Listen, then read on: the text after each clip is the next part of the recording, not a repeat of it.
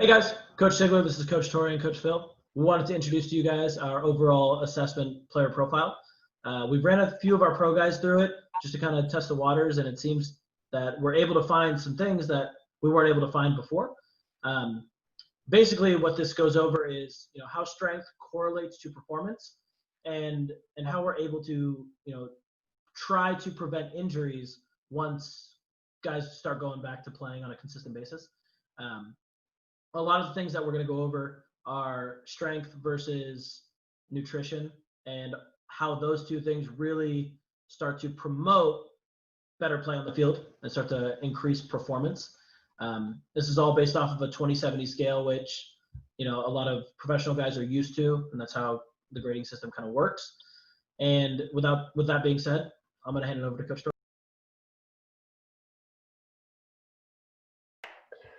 So with baseball being a very data-driven sport as it is now, there's a lot of research going into it, and we kind of wanted to pick some really basic movements and a grading scale and see how they all correlate and give us something that we can assess players pretty accurately.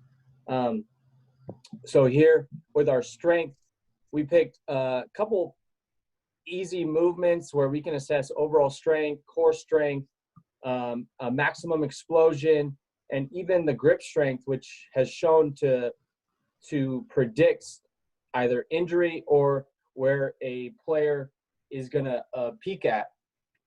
And then we have some of our digital stuff where we can start seeing what a top velo would be, or with our Rapsodo, we can see what a spin rate would be or what his spin efficiency would be, so we can start predicting movement, something that we haven't been able to do without these computers. So when we put it all together, we can really see where a player is at right now, and then hopefully project where he can be while giving him an idea of where he is strength-wise, maybe some of his weaknesses, and where he can greatly improve with certain movements. So we went through Coach Sharpie's profile, and as he's getting ready to go into season, which he should be any day now, it was good to see where he was at a couple weeks ago so he could actually kind of fine-tune his training. Obviously, at the time, in the middle of this pandemic, he wasn't in his max physical shape, something that he could address quickly.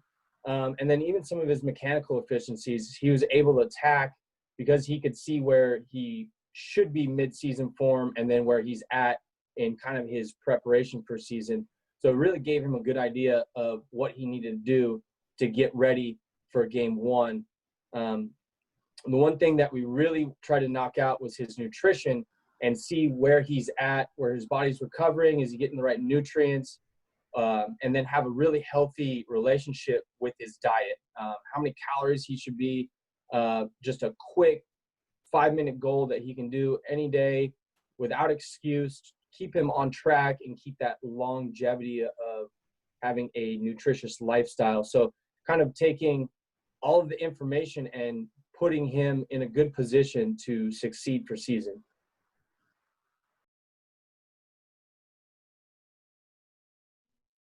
Here we have Coach Phil and his assessment that he went through a few weeks ago, and I'm kind of get you a player perspective on his experience going through this assessment. So go ahead, Coach Phil.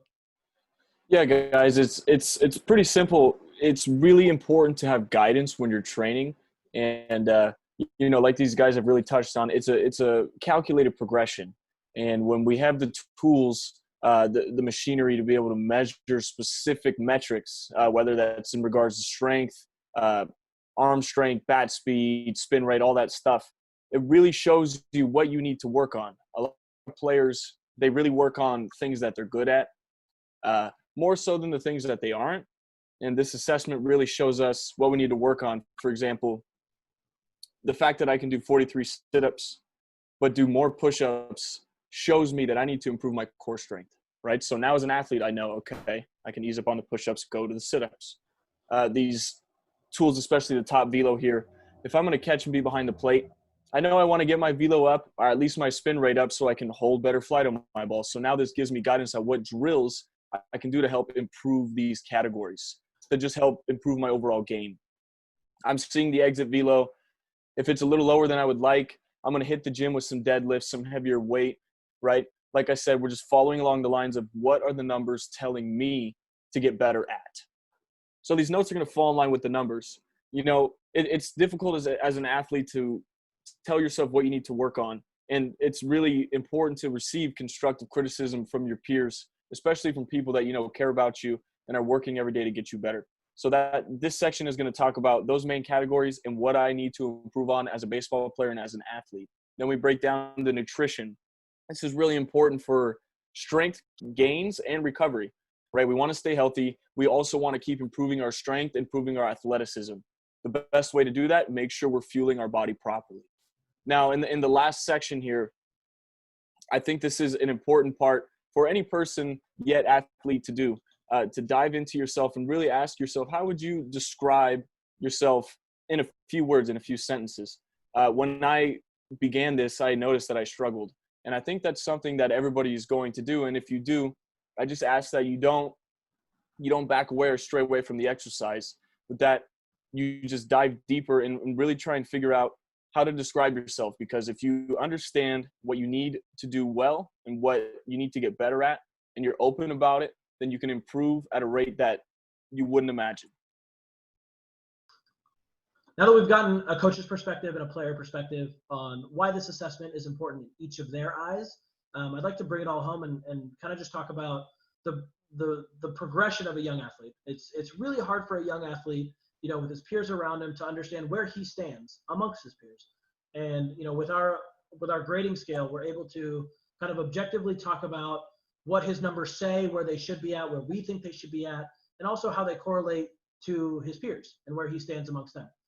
It's important to really understand how to grow and to be able to draw that linear line of progression so that we can track that progression and the athlete can start to see how good he's gotten and also where he needs to end up.